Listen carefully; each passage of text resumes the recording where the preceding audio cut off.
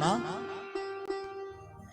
इस कथा से मेरा मन कहता है कि हम कभी किसी के प्रति नफरत करते हैं ना,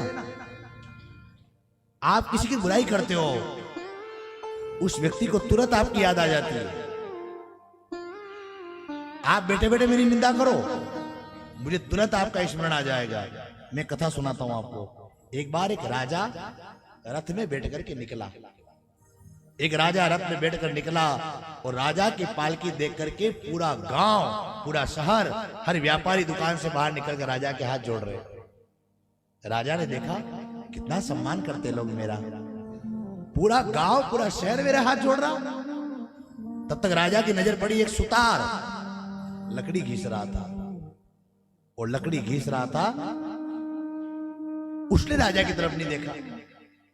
राजा को लगा ये मेरी तरफ क्यों नहीं देख रहा है, और पूरे गांव ने प्रणाम किया, लेकिन इसने उठ के प्रणाम नहीं किया।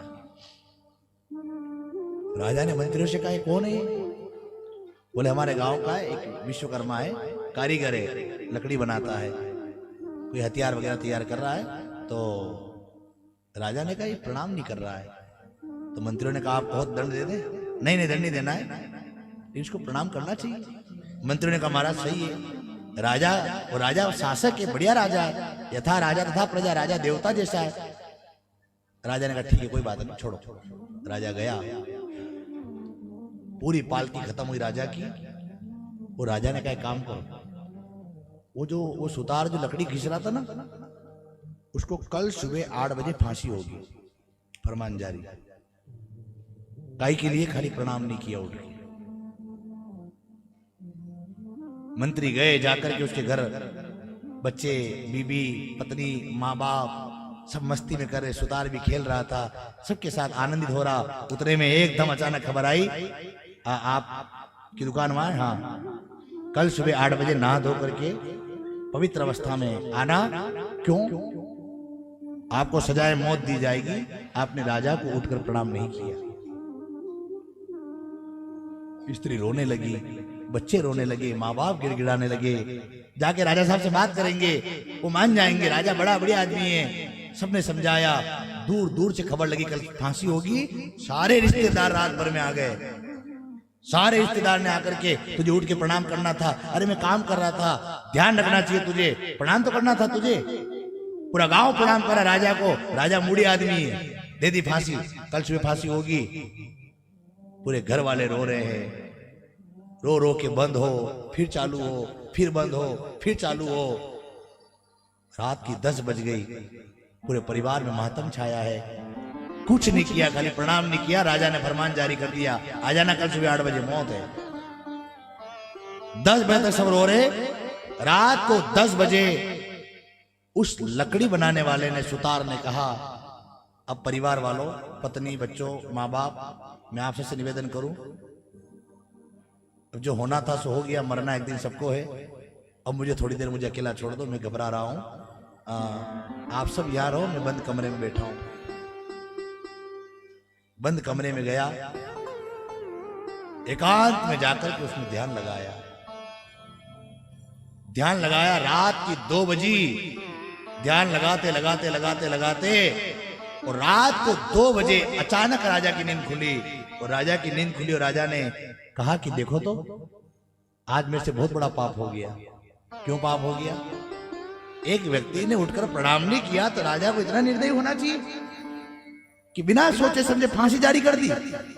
मंत्री को बुलाओ। रात के 2 बजे मंत्री को राजा ने बुलाया।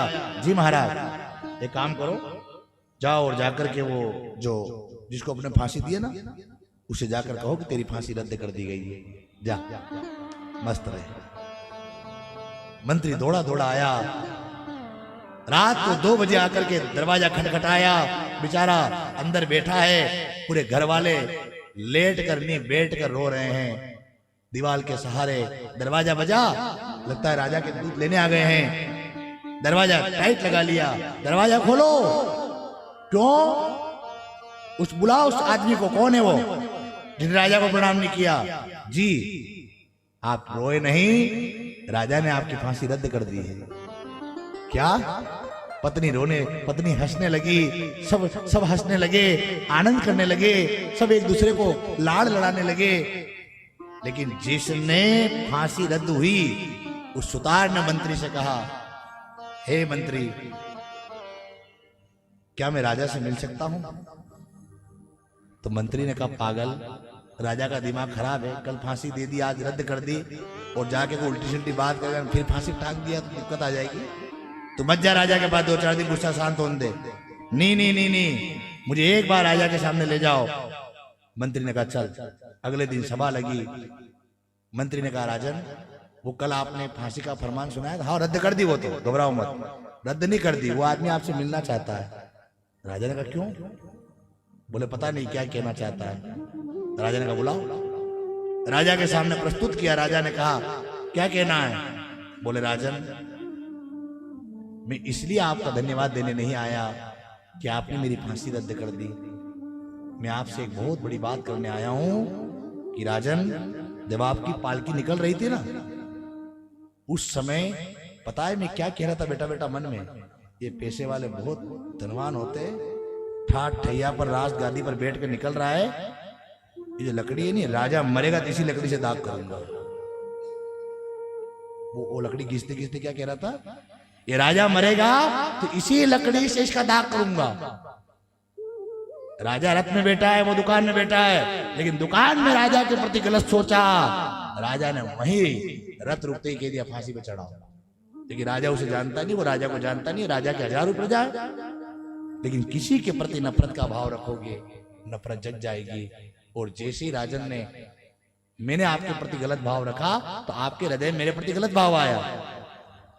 पूरा परिवार रो रहा था। रात को 10 बजे जब मैं एकांत में बैठा और एकांत में बैठकर मैंने कहा, हे विधाता, मेरे से कितनी बड़ी गलती हो गई।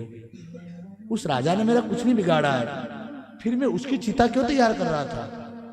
हे प्रभु, मुझे क्षमा दो। हे जगन्नाथ, दया करो। मेरे मन में ऐसा विचार क्यों आया राजा के प्रति? मैं मर जाऊं इसका दुख नहीं है मुझे, लेकिन एक मानव होकर के मेरे हृदय में इतना अशुद्ध विचार कैसे आ सकता है? और उसी समय रात में इधर अच्छा सोचा, राजा के नींद खुल गई 2 बजे और राजा नींद में कह दिया, जाओ, फांसी रद्द की जाती है। आप विचार करना, आप किसी की निंदा करते हो तो सामने वाले को तुरंत पता चल जाता है। आप किसी की प्रशंसा करते हो, सामने वाले को, जैसे कि अभी आपने कभी देखा होगा, आप किसी की निंदा करो, बहुत तगड़ी आप निंदा कर रहे हो और सामने वो बंदा आ गया अचानक, आप उसके व्यवहार में देखना, आपके प्रति वो व्यवहार नहीं रहेगा जो रोज रहता है। बहुत बारीक चीज बता रहा हूं, बहुत बारीक चीज। कभी भी किसी के प्रति ऐसा भाव मत रखना, प्रशंसा सबकी करना, शुभकामनाएं सबकी देना। ये जगन्नाथ बड़ा दयालु है। आज परमात्मा ने, राधा जी ने उद्धव से कहा कि वो मुझे याद करते, इसलिए हमें भी याद आती है। ओ ये तो प्रेम